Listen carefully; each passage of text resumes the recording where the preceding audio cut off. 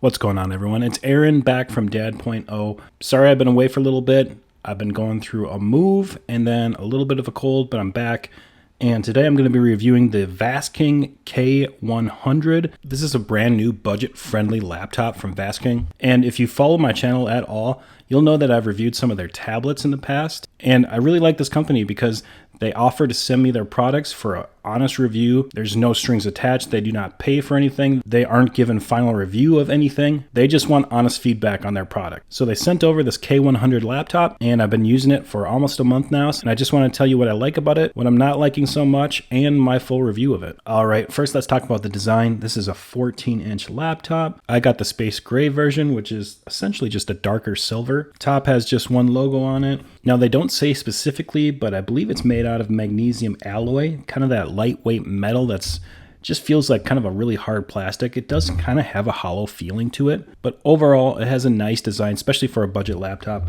On the bottom, you're looking at 2 feet in the front and then 1 long foot on the back, some holes for ventilation, and then you have your screws that you can easily pop off the back. There's quite a few ports on this laptop. On one side, you have the USB 2.0, a headphone jack, and a micro SD card slot. On the other side, you have a USB Type-C, a full-size HDMI port, a DC power connector, and a USB 3.0 port. Opening this laptop up, you're met with this 14.1-inch full HD display at a 16:9 aspect ratio, which, if you follow my reviews at all, I'm not a huge fan of 16:9. I really like those 16:10 displays or even 4:3 with a little bit more vertical space, but again, that's just me. Pretty slim bezels on the sides here at 6mm. The top one's a little bit bigger to house the camera, and the bottom bezel is huge, again because of that 16:9 ratio. So in total, you're looking at 82% screen to body ratio. The screen itself, again, like I said, it's full HD 1920 by 1080. Comes in at 141 pixels per inch. Has a max brightness of around 250 nits, which is actually pretty dim, but using this inside should be no problem as long as you stay out of direct sunlight. And it has an 800:1 contrast ratio. The camera up top here is a 1 megapixel HD webcam. And then you have your trackpad / number pad combo. And I'll get to more on this in just a bit. And then you have your standard size keyboard, black keys with white lettering, very easy to see. And then a speaker above the keyboard. No backlight on this keyboard, unfortunately. For internals, you have an Intel Gemini Lake Celeron N4020 processor.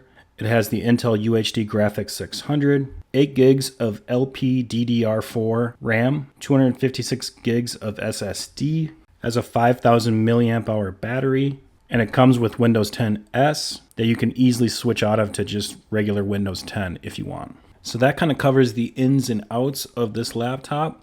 Now let's cover the price. This K100 laptop retails for $399 US, and you can find it on the Vastking website or on Amazon, and I'll put links to both in the description. So Vastking is kind of targeting that low to mid-range user, someone that wants some decent specs but doesn't want to pay a premium price.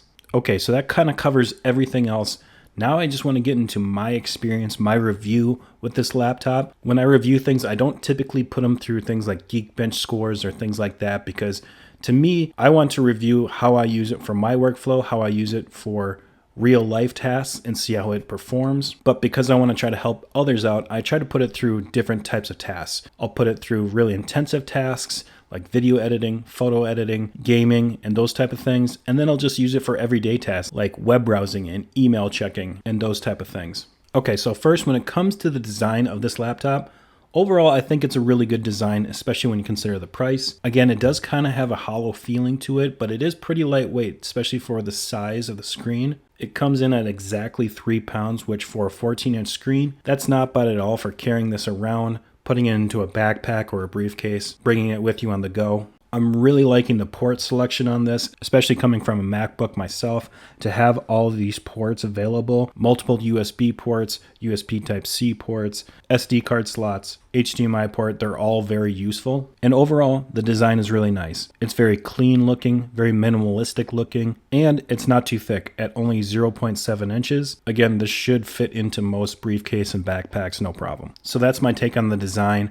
Now let's talk about actually using the laptop. First things first, the screen itself. I do like that it's full HD. Everything does look really clear on this. Text is easy to read. Colors look pretty accurate. One thing that I'm not thrilled about that I mentioned before is that this is kind of a dim screen at 250 nits. If you're using this by a window, it does get tough to see. Using this outdoors is almost impossible. So overall, the screen is okay in my opinion. If you're using this in a medium to dimly lit room, I think it's just perfectly fine. When it comes to keyboards, again, this is more of a preference thing. The keyboard works just fine on this laptop, so no issues there. But in terms of preference, this isn't my favorite. It's got a really hollow feeling and sound to it.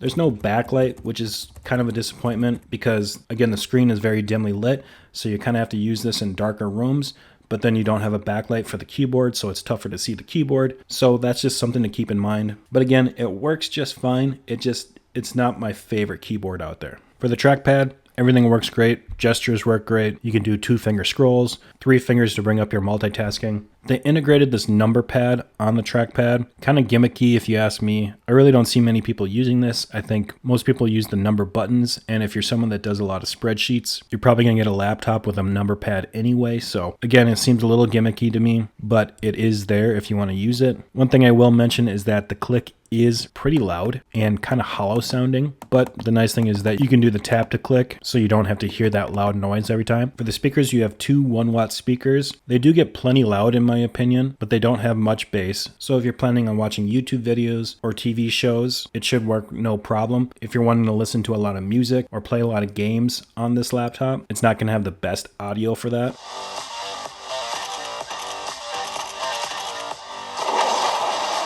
Hello everyone, this is your daily dose of internet. The camera again is a 1 megapixel HD camera. It's fine. It's a little grainy, it's a little choppy, but for things like web conferencing, it does work just fine.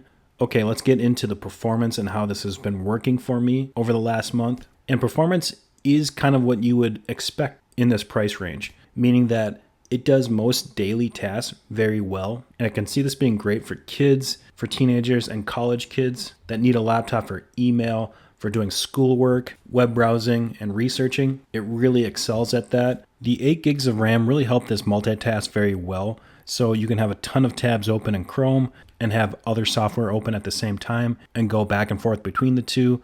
Maybe also do some lightweight gaming on this as well. At those type of tasks, this does very well. If you're looking to buy this to do things like photo editing, video editing, really graphically intensive gaming, this is not going to be the best option for you because that Intel Celeron processor just cannot keep up with those tasks. And I've personally tried this. Things like Photoshop and video editing, they will open and you can start to use them. But once you start adding layers to your projects, you're going to start to notice some freezing, some stuttering, and some crashing. And the same thing with intensive gaming. Battery life has been decent. I wouldn't call it great. I also wouldn't call it bad. If I'm doing a lot of multitasking on it throughout the day, I'll normally get between 6 and 7 hours of battery life. If I'm doing a little bit less on it, you can expect more like 8 to 9 hours. So all of that considered, would I recommend this and who would I recommend this to? I think, like I said before, for kids, teenagers, college students, or people looking for a second laptop to do basic tasks on it, this could be an option for you.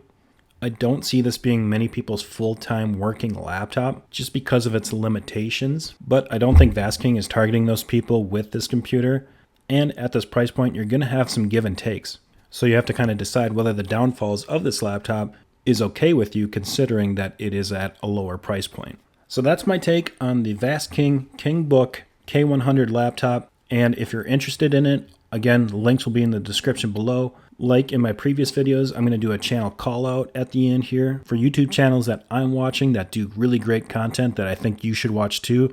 On this video, I want to call out Tech Odyssey. Adam does an awesome job and makes really great content, and he comes out with a ton of stuff. So go check out his channel, subscribe, and give him some thumbs up because he's doing an awesome job. All right, guys, thanks again for watching, and like always, I'll catch you on the next video.